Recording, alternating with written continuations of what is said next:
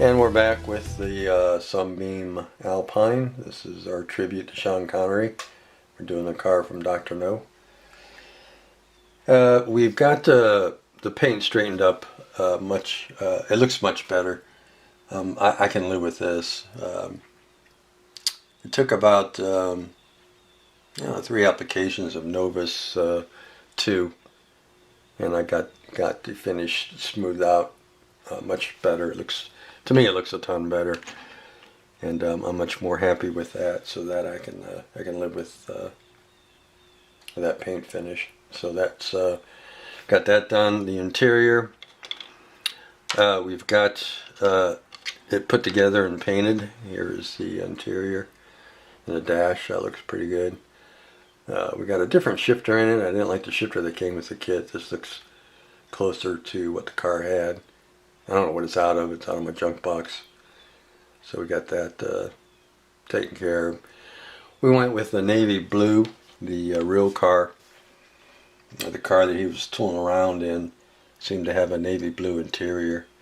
That's based on being able to see the top of the backs of the seats. It looked to be a navy blue. So I got this color here that's called navy blue, but to me it's way too blue. Navy blue should be, in my opinion, navy blue should be almost black, and this is like way too blue. I'm not too sure why it's called navy blue. I mean, it's a dark blue, but to me navy blue should, as I said, be almost black. So I took this color, added some black to it, mixed up my own navy blue, and painted all the parts in here. The reason why I don't have the driver's seat glued in yet is because there's a sequence I have to do to get him to fit in here. We'll talk about him next.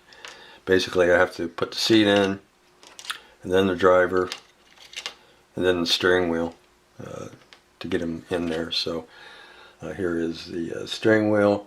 The column is not the kit supplied steering column. That's actually my column on my junk box. The reason why I'm not using the kit supplied one is because it's pretty basic. There's not even a turn signal lever on it. I mean, it's just a piece of rod basically, and it's like I'm not using that. So this one's got some detail to it, and it's got the turn signal lever on it, so we're going to use that column instead. But got the steering wheel painted up. As I said, we got the seat all done, just have to put it in there. Now the this figure came with, I believe, the Revell Lincoln Futura kit. I think. I'm not 100% certain, but pretty sure it did. And the legs were much more bent.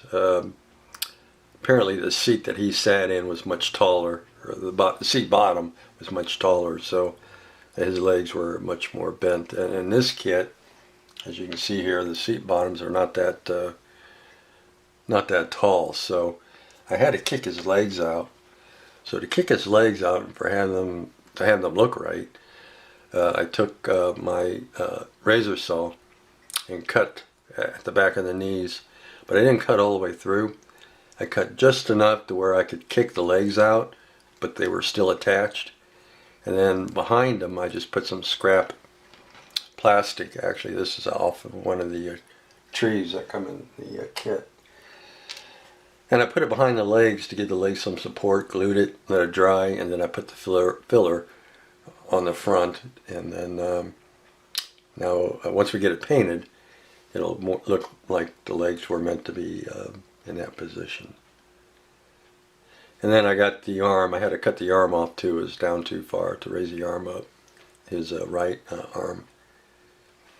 So now it'll actually fit in this interior, and I think it'll look pretty spiffy. So that's that. So I'm going to continue working on this guy today, try to get him all finished up and get him and the seat glued in there. And then we're back, and we've got finally driver figure inside the car. It wasn't too bad getting everything in there. It took a little bit of work. He's kind of trapped underneath that steering wheel. That's what's actually holding him in there. He's not even glued in the seat. Just the steering wheel has got him trapped in there. But that was the best I can do. Get him to fit in there. Once we got the legs modified, it wasn't too bad.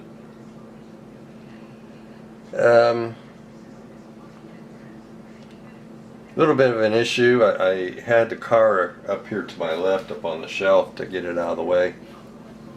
I was trying to straighten up my bench a little bit, and I had the box that it came in, model box.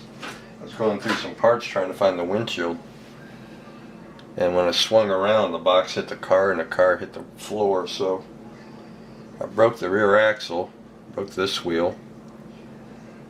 I lost the spinner. Spinner came off, like, thank God I was able to find it. Marred up this quarter panel. I don't know what it hit that marred it up. It might have been power strip down there on the floor. And I broke the window frame, windshield frame up here. So it's like, oh man, terrific. It figures. It never fails. Always in the home stretch I screw something up. So luckily I was able to sand the mark out on the quarter, and it was right here too, big as you can really see it. Luckily I had a lot of coats of polyacrylic on it, so I was able to sand it and then polish it and get most of it out. You can still see it a little bit light, it's just right, but I got most of that marring out of the quarter panel.